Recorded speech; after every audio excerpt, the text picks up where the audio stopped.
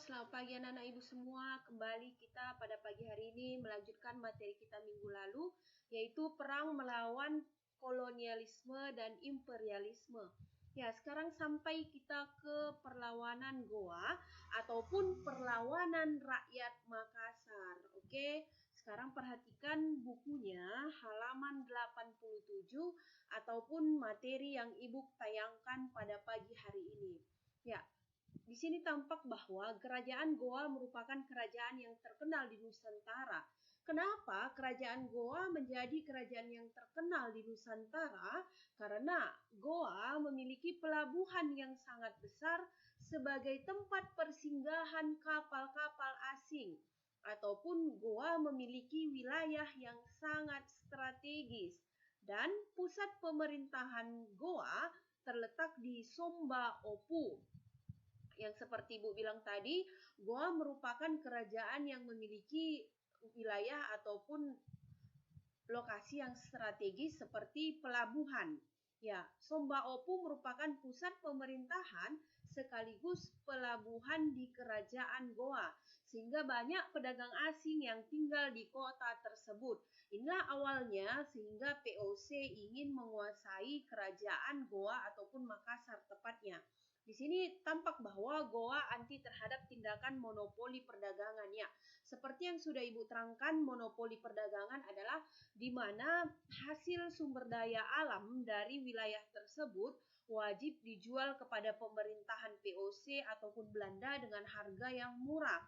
Di sini tampak bahwa kerajaan Goa menentang tindakan monopoli perdagangan tersebut. Dan masyarakat Goa juga memiliki satu prinsip yang selalu dipegang.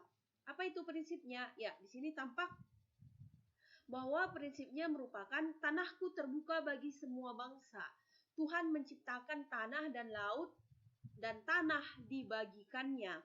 Di sini inilah prinsip yang dipegang oleh masyarakat Goa, tepatnya di Makassar, yang menyebabkan banyaknya masyarakat ataupun bangsa-bangsa asing pada saat itu yang datang ke kerajaan Goa ataupun pelabuhan Somba Opu untuk melakukan perdagangan.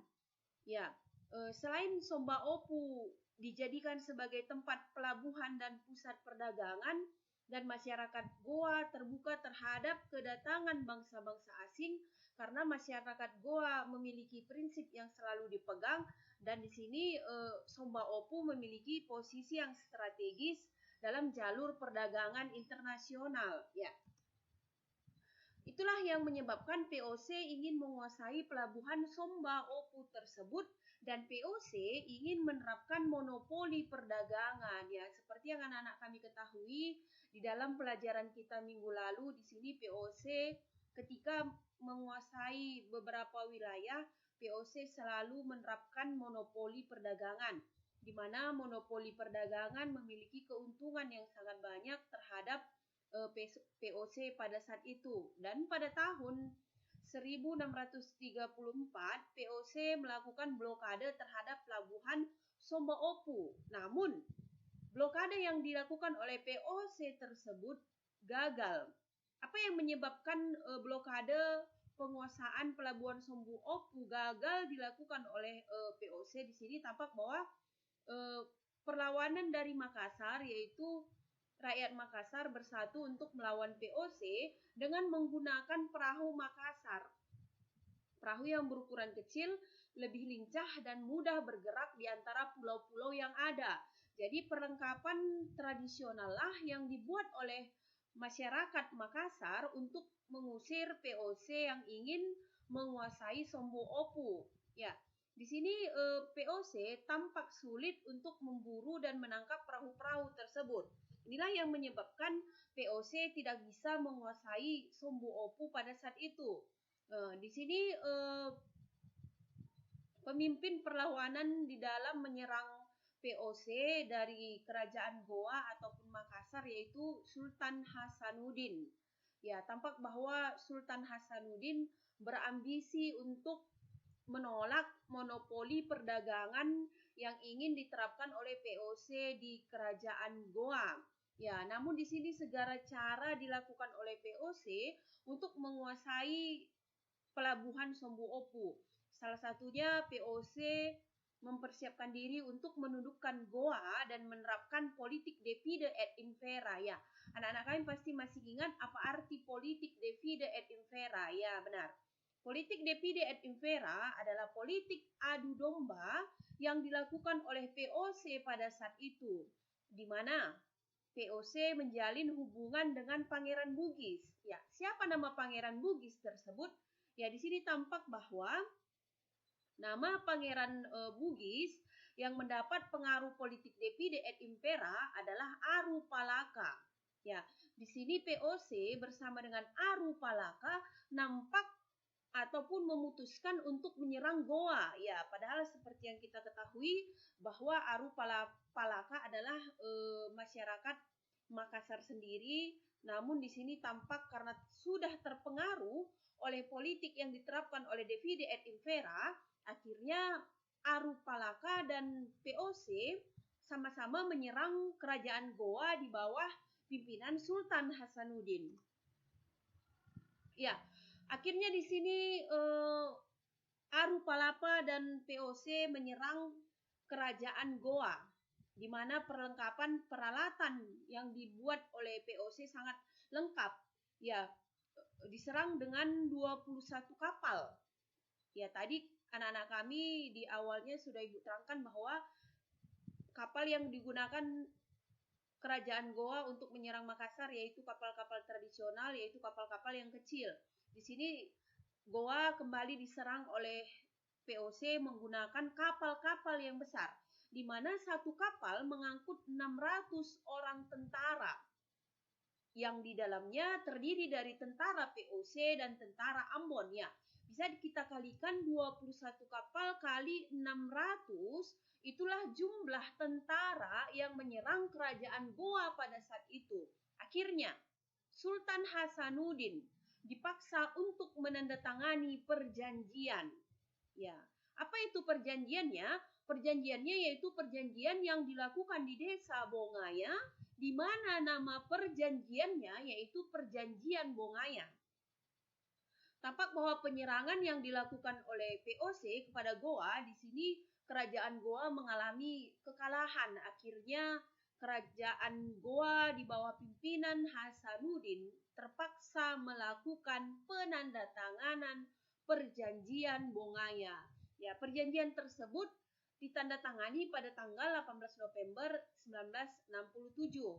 Yang isinya ada 3 isi dari Perjanjian Bongaya. Ya, di sini Ibu nampakkan gambar bahwa ini adalah isi perjanjian dari Bongaya, dan ini adalah gambar dari Sultan Hasanuddin, pemimpin perang perlawanan dari kerajaan Bongaya untuk melawan ataupun mengusir POC. Ya, kembali kita ke perjanjian Bongaya.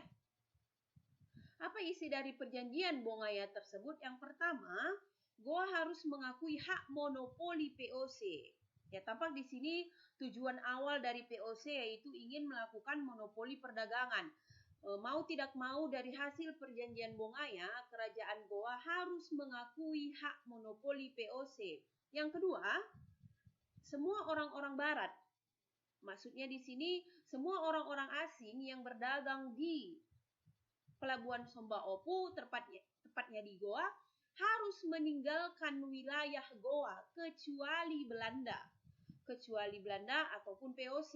Yang ketiga, Goa harus membayar biaya perang. Ya, jadi semua kerugian perang dari POC, di mana kerajaan Goa harus membayar kerugian perang tersebut. Jadi tampak dari perjanjian Bongaya adalah perjanjian yang sangat merugikan kerajaan Bongaya. Ya, dari perjanjian Bongaya tersebut, di sini Sultan Hasanuddin tidak ingin melaksanakan perjanjian. Maka pada tahun 1668, Sultan Hasanuddin mencoba menggerakkan kekuatan rakyat. Di sini terjadi lagi perlawanan oleh Sultan Hasanuddin untuk melawan pemerintahan POC, di mana pemerintahan POC sewenang-wenang terhadap kerajaan Goa. Ya. Namun perlawanan kembali dipadamkan oleh POC. Ya, Sultan Hasanuddin ketika melawan kekuatan rakyat POC Ya, tampak di sini ketika Sultan Hasanuddin kembali menyerang pemerintahan VOC karena tidak setuju dengan isi perjanjian Bongaya tersebut, maka penyerangan yang dilakukan oleh Sultan Hasanuddin kembali dipadamkan oleh VOC ataupun Sultan Hasanuddin kembali mengalami kekalahan di dalam penyerangan tersebut. Akhirnya selain Sultan Hasanuddin terpaksa melakukan perjanjian Bongaya tersebut dan tempat ataupun benteng pertahanan dari rakyat Goa jatuh ke tangan VOC. Ya, jatuh ke tangan VOC. Dan benteng pertahanan tersebut diberi nama oleh VOC yaitu Benteng Rotterdam. Ya, dengan terpaksa walaupun Sultan Hasanuddin sudah melakukan penyerangan terhadap VOC, di sini dengan terpaksa Sultan Hasanuddin melakukan ataupun melaksanakan perjanjian Bongaya yang merugikan VOC tersebut. Ya, di sini ketika VOC sudah menguasai pelabuhan Somba Opu ataupun kerajaan Goa, VOC tidak mampu mengendalikan dan memaksakan monopoli perdagangan di Indonesia bagian timur. Inilah yang menyebabkan VOC mengalami kegagalan ketika melakukan monopoli perdagangan di kerajaan Goa. Ya, jadi apa di sini yang menyebabkan VOC mengalami kegagalan ketika menerapkan monopoli perdagangan di kerajaan Goa? Di sini yang pertama, ketidakmungkinan membatasi perdagangan yang didukung dengan motif mencari keuntungan, dipandu lagi kondisi geografis dari kerajaan Goa seperti yang Ibu bilang tadi merupakan tempat pusat persinggahan kapal-kapal asing. Selain itu, kerajaan Goa memiliki prinsip yang sangat besar ataupun prinsip yang sangat dipegang kuat. Yang kedua, VOC memiliki kelemahan dalam pemasaran karena mengejar keuntungan yang tinggi dan tidak paham dengan selera pasar lokal. Yang ketiga, keterlibatan VOC dalam membeli produk-produk lokal sangat kecil. Inilah yang menyebabkan kegagalan VOC mengendalikan Bugis ataupun Makassar, padahal VOC pada saat itu sudah berhasil menguasai kerajaan Goa, tepatnya di Makassar ya. Setelah anak kami mempelajari bagaimana perlawanan Sultan Hasanuddin ketika ingin mengusir perlawanan VOC dari Makassar pada saat itu, dan anak-anak kami sudah paham bagaimana semangat dari Sultan Hasanuddin untuk mempertahankan kerajaannya pada saat itu. Jadi sekarang kita lanjut ke materi yang berikutnya yaitu rakyat Riau angkat senjata. Di sini VOC setelah ingin menguasai Makassar, maka VOC kembali lagi ingin menguasai Riau. Maka judul materi kita pada pagi hari ini yaitu rakyat Riau angkat senjata. Bagaimana cerita ketika rakyat Riau melakukan perlawanan terhadap VOC? Ya, VOC berhasil menerapkan sistem divide et impera, di mana-mana VOC selalu menerapkan sistem ataupun politik divide et impera. Dan VOC menanamkan pengaruhnya di kerajaan kecil seperti Siak, Indragiri, Rokan, dan Kampar. Oleh karena itu, beberapa kerajaan mengalami perlawanan. Tampak di sini Raja Siak, Sultan Abdul Jalil Rahmat Syah, adalah raja yang melawan monopoli perdagangan ataupun divide et impera yang diterapkan oleh VOC ketika saat itu. Dan Raja Siak Sultan Abdul Jalil Rahmat Syah memimpin rakyatnya untuk melawan VOC dan akhirnya berhasil merebut Johor. Jadi, pasukan Sultan Abdul Jalil mengirimkan pasukannya di bawah komando Raja Lela Muda, di mana komando Raja Lela Muda tersebut selalu membawa anaknya bernama Raja Indra Pahlawan. Ya, tampak di sini bahwa Raja Indra Pahlawan adalah raja ataupun pemimpin perang ketika masih kecil, dibawa oleh ayahnya sendiri, di mana ayahnya juga pada saat itu sebagai pemimpin pasukan perang. Di sini Raja Indra Pahlawan sudah memiliki kepandaian perang sifat bela negara dan cinta tanah air yang sudah tertanam sejak dini. Setelah Sultan Abdul Jalil Rahmat Syah wafat, sebagai gantinya diangkatlah putranya yang bernama Muhammad Jalil Mujafar Syah. Dan Raja Abdul Jalil menunjuk Raja Indra Pahlawan sebagai pemimpin perangnya. Di mana di cerita berikutnya tadi, Raja Indra Pahlawan adalah pemimpin perang yang sejak kecil sudah dibawa orang tuanya untuk ikut di dalam perlawanan terhadap POC. Jadi di sini terjadi perlawanan antara Siak dengan POC. Apa yang dilakukan POC terhadap rakyat Siak pada saat itu? POC memutus jalur perdagangan menuju Siak. Dan POC mendirikan benteng pertahanan di sepanjang jalur yang menghubungkan Sungai Indragiri, Kampar, sampai Pulau Guntung yang berada di muara Sungai Siak. Di sini tampak bahwa POC semakin memperluas wilayah kekuasaannya di kerajaan-kerajaan kecil di Riau pada saat itu. Dan semua kapal-kapal yang menuju Siak ditahan oleh POC. Jadi, rakyat Siak di bawah pimpinan Raja Indra Pahlawan kembali mempersiapkan kekuatan perangnya untuk menyerang POC. Oke. Jadi terjadilah perang antara POC dan Siak, di mana Siak membawa kapal perangnya yang disebut dengan Harimau Buas. Dan POC dilengkapi meriam-meriam besar. Pasukan Siak sulit menembus benteng pertahanan karena perlengkapan POC yang lengkap pada saat itu, meriam-meriam besar, menyebabkan bahwa masyarakat Siak sulit untuk menembus benteng pertahanan. Jadi di sini banyak korban jatuh dari POC. Ya, kembali di sini lagi Sultan Siak mengatur siasat baru untuk melawan POC. Namun siasat tersebut dilakukan dengan tipu muslihat, yakni siasat hadiah sultan. Jadi ketika cara yang pertama yang dilakukan tadi, ketika pemimpin perang dari rakyat Siak melawan POC, namun perang tersebut belum bisa dimenangkan. Ketika itu Sultan Siak mengambil siasat. Apakah siasat yang dilakukan untuk melawan pemerintahan POC? Maka di sini tampak di layar Ibu siasatnya, yaitu siasat yang bernama hadiah sultan. Ya, apa itu siasat hadiah sultan tersebut? Yakni berpura-pura damai dengan cara memberi hadiah kepada Belanda. Jadi terjadi perundingan antara Siak dan POC. Perundingan tersebut dilakukan di Loji, Pulau Guntung. Jadi ketika terjadi perundingan tersebut, mulailah dipaksa Sultan Siak untuk tunduk kepada POC. Dan ketika Sultan Siak dipaksa tunduk kepada POC, akhirnya disinilah kesempatan dari Sultan Siak untuk memberi kode kepada anak buahnya.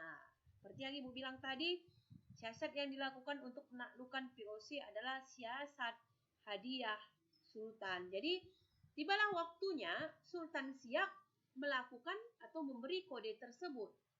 Ketika Sultan Siak memberi kode, maka anak buah dari Sultan Siak segera menyergap dan membunuh orang-orang Belanda di Loji. Selain dibunuh, Loji juga dibakar. Dan rombongan Sultan Siak kembali ke Siak dengan membawa kemenangan. Jadi ketika dibuat siasat hadiah sultan, Sultan Siak beserta rombongannya di sini berhasil menyergap dan membunuh orang-orang POC, serta Loji tempat perjanjian dilakukan tadi dibakar. Jadi di sini Sultan Siak beserta rombongannya membawa kemenangan. Walaupun kemenangan tersebut belum berhasil mengusir POC. Ya, jadi cerita yang Ibu terangkan tadi mengenai perlawanan rakyat Riau untuk melawan VOC. Walaupun di sini tampak ada bahwa kemenangan ada di Sultan Siak untuk menghancurkan VOC, namun VOC belum berhasil diusir. Ya, di sini dari siasat perang tersebut tampak bahwa orang yang berpengaruh terhadap rakyat Riau angkat senjata yaitu jasa Raja Indra Pahlawan. Ya, dari semangat Raja Indra Pahlawan yang mulai dari sudah kecil dibawa oleh orang tuanya untuk bersama melawan pemerintahan VOC, maka Raja Indra Pahlawan diangkat sebagai Panglima Besar Kesultanan Siak dengan gelar Panglima Perang Raja Indra Pahlawan Datuk 50. Ya, inilah salah satu penghargaan yang diberikan oleh Sultan Siak terhadap jasa dari Raja Indra Pahlawan. Ya, anak-anak kami bisa melihat bagaimana tampak istana dari peninggalan kerajaan Siak tersebut.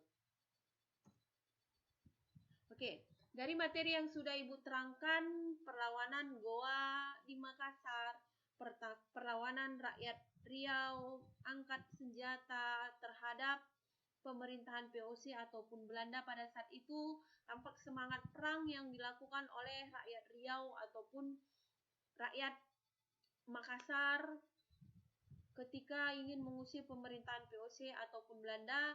Jadi dari semangat juang yang dimiliki oleh masyarakat Riau ataupun Makassar tersebut, kita